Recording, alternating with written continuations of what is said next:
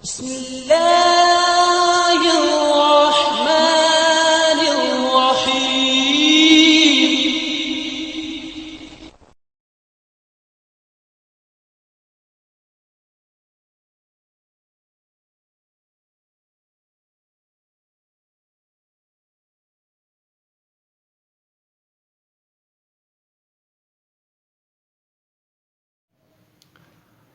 अस्सलाम वालेकुम जनाब, कैसे हैं आप।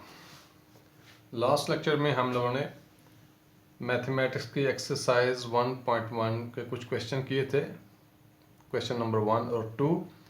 क्वेश्चन नंबर 3 हम लोगों ने पोस्टपोन किया था आज के लिए, क्योंकि उसमें कुछ टेक्निकलिटीज़ थी, तो उसको थोड़ा सा ब्रीफ करके, थोड़ा सा एक्सप्लेन करके आपको समझाना मकसूद था, इसलिए उसको छोड़ा था आज के लिए। चलिए स्टार्ट करते हैं इसे। क्वेश्चन नंबर 3 है आपके बुक पेज 4 पे है।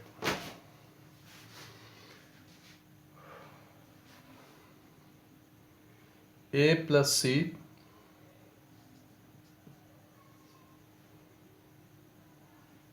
ए प्लस 2b सी माइनस 1 4d माइनस 6, ये हमारा एक मैट्रिक्स है। ये इक्वल है एक दूसरे मैट्रिक्स के जिसकी वैल्यूज़ हैं 0 -4 -7, एक रो है उसकी, दूसरी रो है उसकी 3 -2d। क्वेश्चन है कि two matrices find the values of A B C and D. हम लोगों ने इस पूरे मैट्रिक्स में ए की वैल्यू फाइंड करनी है, बी की वैल्यू फाइंड करनी है, सी की वैल्यू फाइंड करनी है और डी की वैल्यू फाइंड करनी है। कैसे करेंगे? इजी है, जस्ट थोड़ा सा कंसंट्रेट करें। हम लोगों ने लिखा था उस दिन ऑर्डर ऑफ द मैट्रिक्स, कि उसके numbers of rows and number of columns किसी मैट्रिक्स के उसका ऑर्डर कहलाते हैं। अब अगर गौर करें आप, तो इस मैट्रिक्स में भी एक ये रो है, एक ये रो और एक ये कॉलम और एक ये कॉलम, यानी इसका ऑर्डर चेक करें तो 2/2 है। ठीक हो गया जी। अगर आप दूसरा मैट्रिक्स चेक करें तो इसमें भी ऑर्डर क्या है? 2/2 है।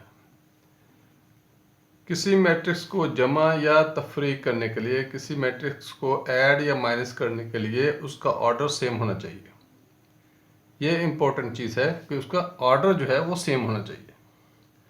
अगर ऑर्डर सेम नहीं है तो वो मैट्रिसेस आपस में प्लस या माइनस नहीं हो सकते। वजह क्या है कि उसके कॉरस्पॉन्डिंग एलिमेंट्स एक दूसरे से प्लस या माइनस होंगे। ठीक होगी, यानी कोई भी मैट्रिक्स, दो मैट्रिक्स आपस में प्लस या माइनस उसी सूरत में हो सकते हैं कि उनका ऑर्डर जो है सेम हो। अगर ऑर्डर सेम नहीं है तो उसके कॉरस्पॉन्डिंग एलिमेंट्स सेम नहीं होंगे। यानी मैं एक एग्जांपल देता हूं आपको यहाँ पे लिख के। एक मैट्रिक्स हमारे पास है 5 2 1 4। ठीक हो गया जी। दूसरा मैंने कर दिया है 1 2, इसका ऑर्डर है 2/2, इसका ऑर्डर है 1/2। ठीक है जी। इसमें एक ही रो है लेकिन दो कॉलम हैं, इसमें दो रोज हैं और दो ही कॉलम्स हैं। ठीक हो गया जी। अगर अब हम ऐड करना चाहें तो शर्त ये होती है कि कॉरस्पॉन्डिंग एलिमेंट्स, हम लोग डिस्कस कर चुके थे पहले। जैसे इधर देखिए, इसका कॉरस्पॉन्डिंग एलिमेंट 0 है दूसरे में, और इसका कॉरस्पॉन्डिंग एलिमेंट ये है। ठीक है जी।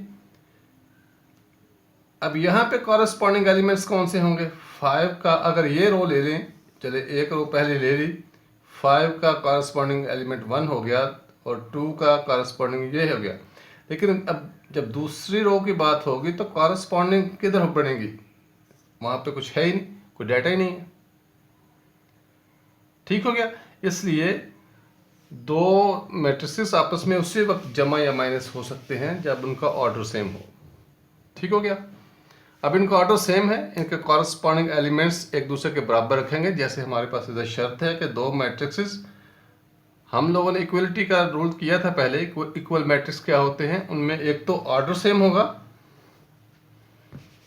एक तो उसमें ऑर्डर ऑफ द मैट्रिक्स दोनों में सेम होगा, दूसरा क्या होगा, कॉरस्पॉन्डिंग एलिमेंट्स।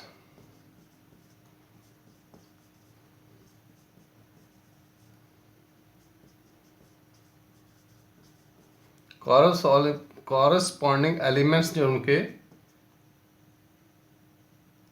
सेम होने चाहिए।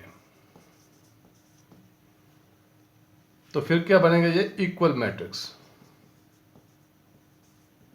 Equal matrix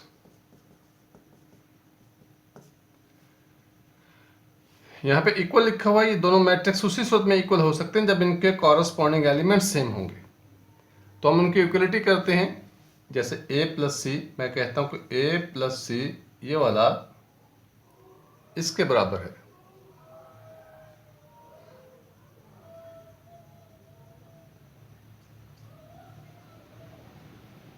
equal 0। इसे मैं इक्वेशन नंबर 1 कह देता हूं कि ये इक्वेशन नंबर 1 होगी हमारे पास। a प्लस 2b ये हो गया इक्वल -7। ये हमारे पास इक्वेशन 2 हो गई।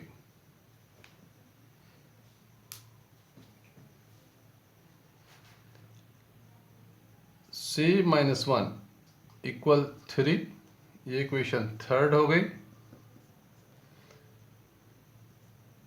4d minus 6 equation equal to 2d के, ये हमारे पास इक्वेशन 4 हो गई। यानी ए सी इक्वल 0 के, a प्लस 2b इक्वल 7 के कॉरस्पॉन्डिंग एलिमेंट्स जो है हम एक दूसरे के बराबर लिख दिए यहाँ पे। अब इनकी वैल्यूज निकालते हैं जी। हम इक्वेशन नंबर 1 लेते हैं। सबसे पहले आसानी के लिए अगर सी देखें थर्ड इक्वेशन, तो इक्वेशन थर्ड जो लें इसमें से वैल्यू आ जाएगी सी की आसानी से। इसको हल करते हैं। Equation number 3, c minus 1 equal 3। Equality के रूल से c minus 1 plus 1 equal 3 plus 1। जो इधर करना है प्रोसेस वही दूसरी साइड पे करना है, तो इधर से 1 कैंसिल हो जाएगा, c इज इक्वल टू 4 हो गया। c की वैल्यू आ गई जी। अब इस वैल्यू को अगर इक्वेशन नंबर 1 में पुट करें तो हमारे पास इजीली यहाँ पे a की वैल्यू भी आ जाएगी। Putting the value of c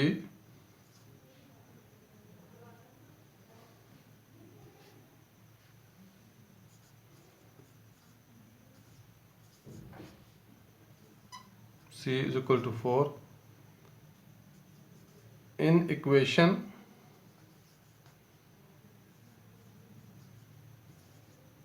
1। ये पुट कीजिए। इक्वेशन 1 क्या है, a plus C equal 0, a plus 4 is equal to 0, a plus 4 minus 4 equal 0 minus 4। यहाँ पे 4 खत्म हो जाएगा, a इज इक्वल टू -4। हमारे पास c की वैल्यू भी आ गई, हमारे पास a की वैल्यू भी आ गई। a इज इक्वल टू -4 है। अब देखिए ये दोनों हम लोगों ने सॉल्व कर लिए दोनों इक्वेशंस। अब इजीली अगर देखें तो यहाँ पे d की वैल्यू आसानी से निकल आएगी। सही है, नंबर 4 में। अब इक्वेशन नंबर 4 चेक कीजिए। इक्वेशन नंबर 4,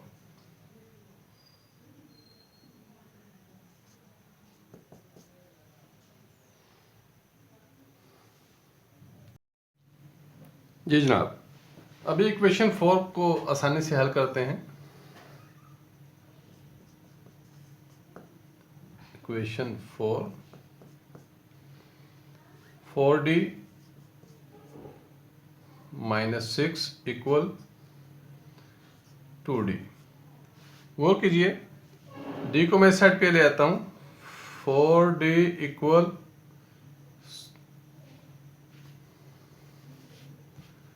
4d, इस साइड से 6 को ख़त्म करता हूँ, -6 +6 कर देता हूँ, इधर से 2d -2d, ये आपको आइडिया होगा पहले कैसे करना है। यानी अगर मैंने ख़त्म करना है तो -2d इधर भी करूँगा, फिर -2d इधर भी लिखना चाहिए। ये जस्ट अभी प्रोसेस ऐसे कर रहा हूँ, बाद में जब हम क्वेश्चन करेंगे तो डायरेक्ट मैं किया करूँगा, ये प्रोसेस नहीं करूँगा। ये 6 कैंसिल, यहाँ से ये कैंसिल, तो यहाँ पे आ गया -2d + 4d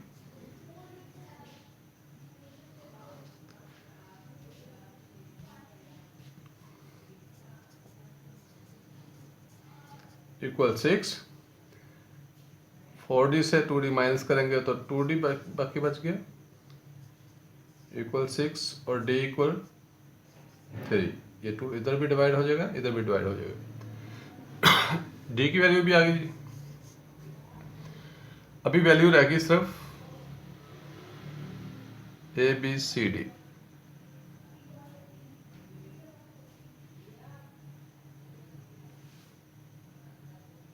ए की वैल्यू हमारे पास आ गई -4। बी की वैल्यू अभी हम लोग तलाश करनी है अभी। सॉरी। सी की वैल्यू हमारे पास है 4, डी की वैल्यू आ गई 3।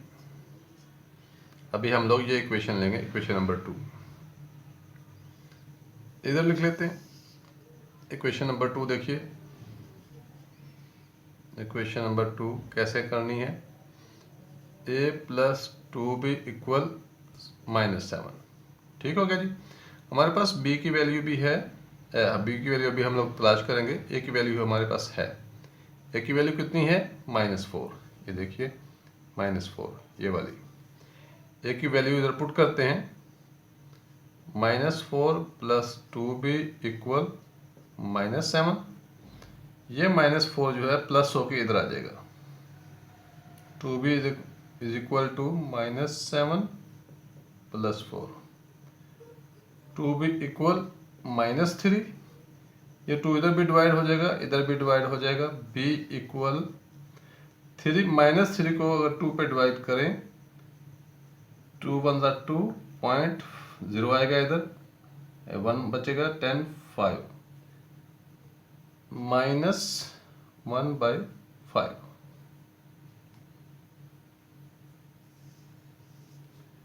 लें जी, हमारे पास सब की वैल्यूज आ चुकी हैं। b = -1.5, a है -4, c 4 है और d हमारे पास 3 है। ये एक वैल्यू, ये दूसरी वैल्यू, ये तीसरी वैल्यू, ये चौथी वैल्यू। ऑल वैल्यूज हम लोगों ने फाइंड कर ली हैं। अभी ऑलमोस्ट ये एक्सरसाइज ख़त्म हो गई है। अभी जो मैट्रिक्स की थोड़ी सी किस्में होती हैं उनको थोड़ा सा डिस्कस करते हैं, फिर एक बार इसको रिव्यू कर लेते हैं। ये हमारे पास गिवन डाटा था कि एक मैट्रिक्स हमारे पास ये है, दूसरा मैट्रिक्स ये है और दोनों इक्वल हैं। तो हम लोगों ने वैल्यूज तलाश करनी थी ए की, ए बी सी और डी की। वैल्यू कैसे तलाश होगी? कॉरस्पॉन्डिंग एलिमेंट्स को एक दूसरे के बराबर रखेंगे। ये a + c को 0 के बराबर रखा, ये इक्वेशन 1 हो गई। a + 2b को -7 के बराबर रखा, इक्वेशन 2 हो गई। c - 1 = 3, c - 1 = 3, इक्वेशन 3 होगी। 4d - 6 = -2d = 2d, ये 4th इक्वेशन होगी। अब जो जैसे आपको आसान लगे, लाजमी नहीं है कि आपने पहले c की वैल्यू निकालनी है या a की वैल्यू निकालनी है या d की वैल्यू निकालनी, अप टू यू। जैसे भी, जो भी आपको आसान लगे, जो मेथड भी आसान लगे, उसी हिसाब से वैल्यूज निकालना मकसूद है। प्रोसेस कौन सा पहले करना है या कौन सा बाद में करना है, कौन सी इक्वेशन पहले हल करनी है, कौन सी बाद में करनी है, ये मायने नहीं रखता। इधर इनकी वैल्यूज फाइंड करने, ये टारगेट है। किसी भी इक्वेशन को रख लें सामने जिसमें दूसरी इक्वेशन की वैल्यू ना आए।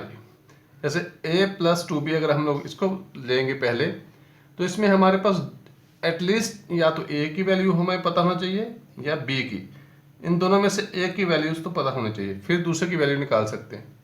इसलिए हम शुरू में इसे नहीं ले सकते, ठीक है जी, शुरू में ये नहीं ले सकते। सिंगल वाली सबसे बेहतर होती है, ये ले ली पहले सबसे, इसकी वैल्यू निकाल ली, 4 आ गया।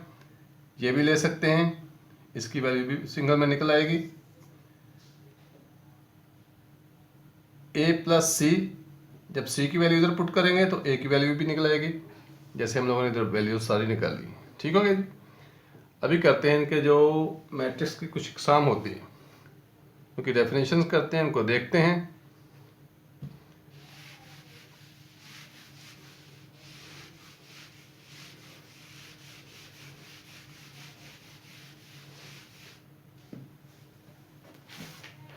जी, आपका बुक पेज 4 पे 1.2 टॉपिक जो है टाइप्स ऑफ मैट्रिक्सेस हैं, मैट्रिसेस की टाइप्स हैं वो करते हैं।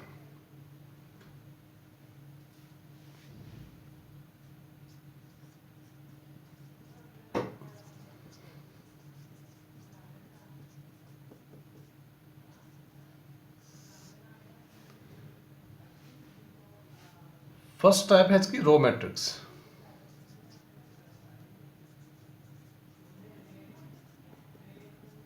रो मैट्रिक्स नाम से ज़ाहिर करता है कि इसमें इसकी बात होगी, रो की बात होगी, वो रो मैट्रिक्स है।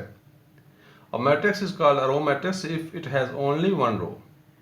जिस मैट्रिक्स में सिर्फ एक ही रो होगी वो हमारा क्या होगा, row matrix.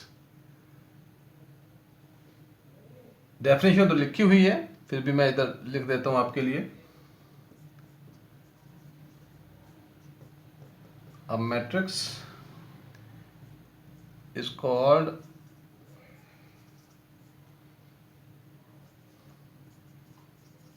a row matrix। एक मैट्रिक्स रो मैट्रिक्स कहलाता है इफ, जब इट हैज ओनली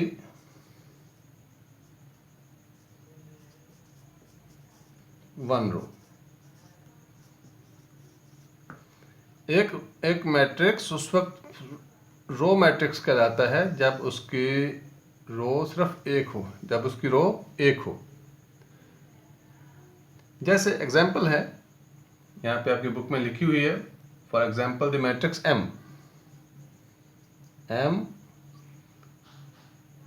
2 - 1 7।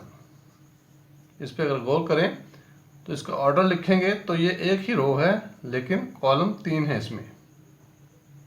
इसका ऑर्डर जो हो गया वो 1 क्रॉस 3 हो गया।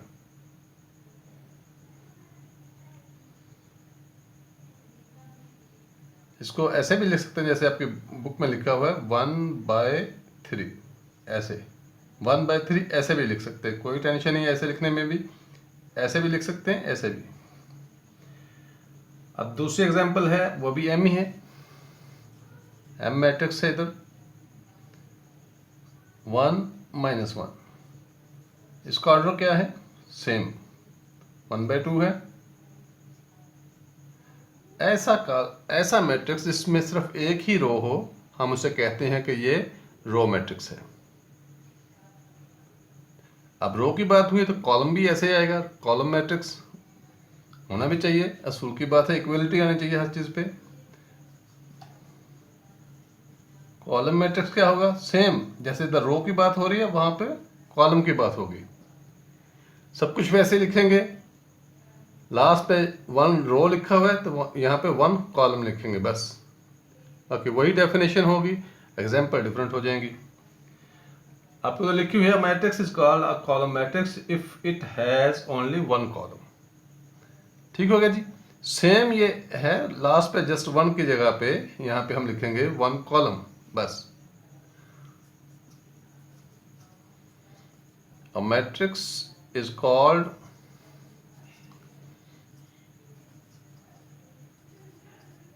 अ रो मैट्रिक्स। यहाँ पे रो नहीं लिखेंगे, यहाँ पे कॉलम लिखेंगे, ये वाला। is called a column matrix if it has only one column. एक मैट्रिक्स कॉलम मैट्रिक्स कहलाता है जब उसका कॉलम सिर्फ एक हो, जब उसका सिर्फ एक कॉलम हो। एग्जाम्पल करते हैं, जैसे m आपके बुक पेज 5 पे है, एग्जाम्पल M10। अब देखिए इसमें इसका ऑर्डर लिखेंगे तो ये 2 रो हो गई, लेकिन कॉलम एक ही है, 2 × 1। n equal 201। इसमें भी 1 2 3 रोज हैं, लेकिन कॉलम एक ही है।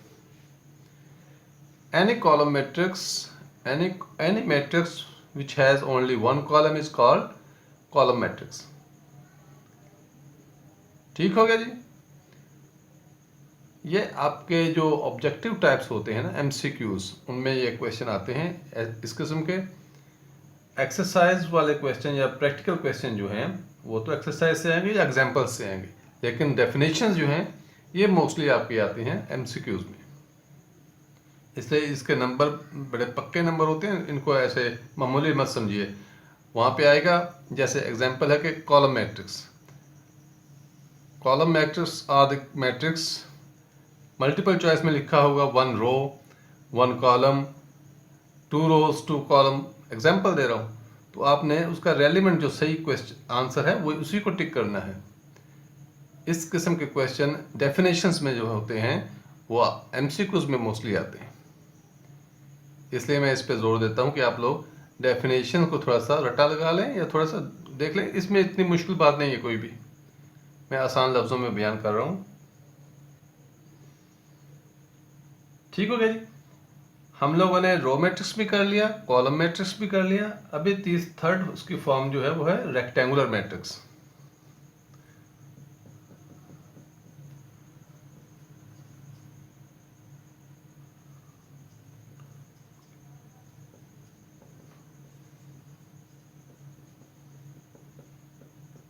रेक्टेंगुलर मैट्रिक्स ये शो कर रहा है, देखिए इसका नाम ही शो कर रहा है कि ये रेक्टेंगल होनी चाहिए। Rectangular, a matrix M is called rectangular if the number of rows of M is not equal to the number of columns। ठीक है, देखिए ये हम लोग लिखते स्क्वायर क्या होता है। अगर आप मैथ में देखें, स्क्वायर की सारी साइड्स बराबर होती हैं। अगर ये 4 सेंटीमीटर है तो ये भी 4 सेंटीमीटर होगा, ये भी 4 सेंटीमीटर होगा, ये भी 4 सेंटीमीटर होगा।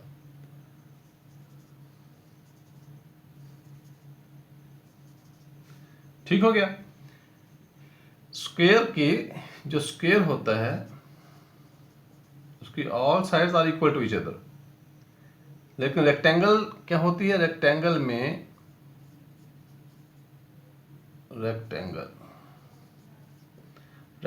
में सामने सामने के जो अपोजिट होती हैं साइड्स वो बराबर होती हैं। अगर ये 5 सेंटीमीटर है तो ये भी 5 सेंटीमीटर होगी। अगर ये 2 सेंटीमीटर है तो ये भी 2 सेंटीमीटर होगी। Opposite sides are equal to each other, ये रेक्टेंगुलर है। ये तो हम लोग जब ज्योमेट्री की बात करते हैं तो ऐसे इसकी डेफिनेशन होगी, लेकिन जब हम मैट्रिक्स की बात करते हैं तो मैट्रिक्स में हम रोज और कॉलम्स को ज़ेरे बहस रखते हैं। Any matrix which whose number of rows are not equal to number of columns। कोई भी मैट्रिक्स जिसके numbers of rows are not equal to number of column, यानी उसकी रोज उसके कॉलम्स के नंबर के बराबर ना हो, तो हम कहते हैं कि ये रेक्टेंगुलर मैट्रिक्स है। उस मैट्रिक्स की शक्ल ऐसे भी हो सकती है या ऐसे भी हो सकती है। अब देखिए ये स्क्वायर की शक्ल में नहीं है दोनों। इसकी मिसाल देता हूं मैं कि ये 1 0, इसका ऑर्डर अगर लिखेंगे तो ये 2 रोज हैं और 1 कॉलम है। इसकी मिसाल देखें।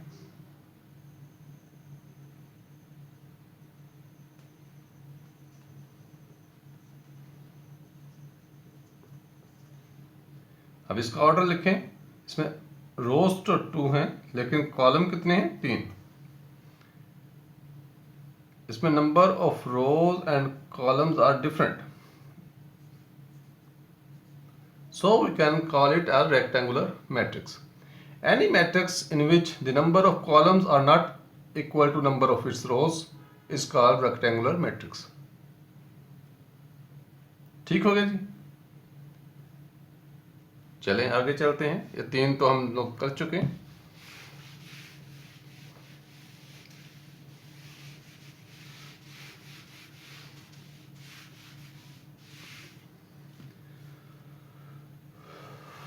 रेक्टेंगुलर की बात की है, जैसे हम लोगों ने रो मैट्रिक्स की बात की थी, कॉलम मैट्रिक्स की बात भी करना पड़ी। अब रेक्टेंगुलर की बात की है तो स्क्वायर मैट्रिक्स की भी बात करेंगे। स्क्वायर मैट्रिक्स वही बात, इसमें जिसमें रोज और कॉलम्स आपस में बराबर हों।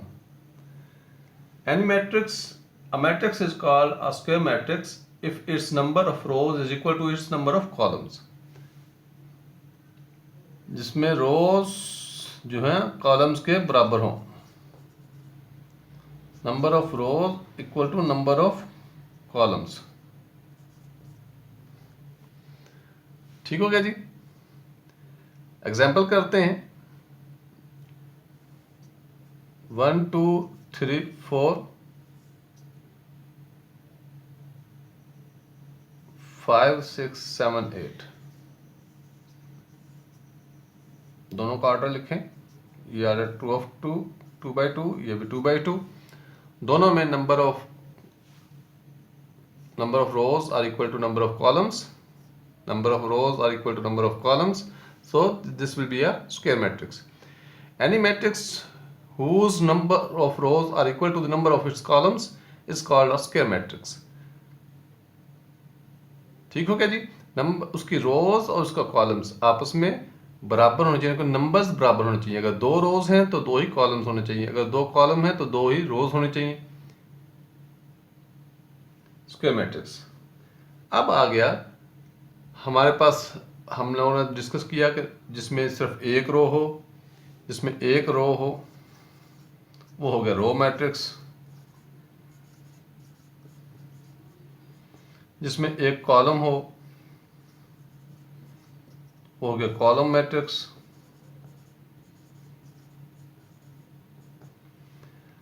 जिसके number of rows equal to number of columns, हम कहते हैं कि ये स्क्वायर मैट्रिक्स हो गया।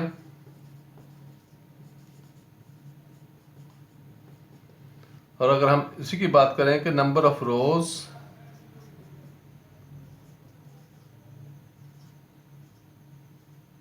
Not equal to number of columns, हम कहते हैं कि ये रेक्टेंगुलर मैट्रिक्स हो गया।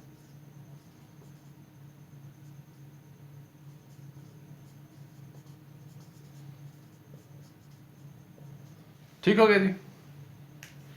ये एक की भी बात हो गई, एक कॉलम की, एक रो की बात हो गई, फिर टोटल उनके ऑर्डर की बात भी हम लोगों ने कर ली, ये वाली भी। एक चीज रहती है कि जिसमें कोई एलिमेंट ही ना हो, फिर हम उसे कहते हैं कि ये जीरो, उसमें जिसमें जीरो इसका मतलब है कुछ नहीं है उसके अंदर, जिसका कोई भी एलिमेंट जीरो हो, यानी उसमें सारे जीरोस हो या सिर्फ एक ही जीरो हो, तो हम कहते हैं कि ये नल जीरो को बोलते हैं, नल और जीरो मैट्रिक्स। नल और जीरो मैट्रिक्स। नल भी जीरो को बोलते हैं, यानी सिफर है, कुछ नहीं है उसके अंदर। ये भी सिफर है, दोनों में 0 0 है। जैसे एग्जांपल मैं दूं, ये आपके पास एक मैट्रिक्स है, इसमें 0 है, या इसे ऐसे भी लिख लें, फिर भी इसकी एग्जांपल है। ऐसे लिख लें, ये भी इसकी एग्जांपल है। Any matrix whose elements are zero only, ठीक है। या जैसे आपकी बुक में लिखी हुई इसकी उसकी जो डेफिनेशन वो पढ़ते हैं, a matrix M is called a null और zero matrix if each of its entries is zero. हर एलिमेंट जो है उसका जीरो होना चाहिए। अगर इस जीरो की जगह पे अगर 1 लिख दूं मैं, तो ये अभी नल जीरो नहीं है, नल मैट्रिक्स नहीं है अभी ये। इसमें एक जीरो है, एक 1 है। जीरो रेदर देन जीरो, अगर कोई और नंबर आ जाए तो फिर हम कहेंगे कि ये फिर वही बात आ गई कि इसमें 2 रो हैं, एक कॉलम है, तो क्या हो जाएगा, ये कॉलम मैट्रिक्स। ये फिर नल मैट्रिक्स नहीं रहेगा या जीरो मैट्रिक्स नहीं रहेगा। Each and every entry should be zero, ये इसकी शर्त है। हर जो इसका एलिमेंट है वो जीरो होना चाहिए, फिर हम कहेंगे कि ये नल और जीरो मैट्रिक्स है। ठीक हो गया जी, यहां तक तो थी इसकी किस्में। ट्रांसपोज ऑफ अ मैट्रिक्स ये कल करेंगे, क्योंकि इससे रिलेटेड बहुत सारे क्वेश्चन होंगे, इसे डिटेल से करना पड़ेगा। नेगेटिव मैट्रिक्स क्या होता है, सिमेट्रिक मैट्रिक्स क्या होते हैं, डायगोनल और स्केलर और आइडेंटिटी मैट्रिक्स क्या होते हैं, ये सारे बाकी जो हैं ये बड़ी एहतियात से करने वाले हैं। बाकी सब क्वेश्चंस इन्हीं की बेस पे चलेंगे, तो उनको फिर डिटेल में करेंगे इंशाल्लाह। आज हमने एक तो जो क्वेश्चन थर्ड था एक्सरसाइज 1.1 का वो किया, फिर कुछ टाइप्स ऑफ मैट्रिक्स की, जिसमें column matrix, row matrix, rectangular matrix, square matrix और नल और जीरो मैट्रिक्स की डेफिनेशंस की, कुछ उनकी एग्जांपल्स देखी। इंशाल्लाह कल हम नेक्स्ट चलेंगे ट्रांसपोज ऑफ मैट्रिक्स पे और कुछ आगे हैं। सिमेट्रिक मैट्रिक्स होते क्या हैं, नेगेटिव मैट्रिक्स क्या होता है, ये कल देखेंगे इंशाल्लाह। अपना ख्याल रखिए, अल्लाह हाफिज़।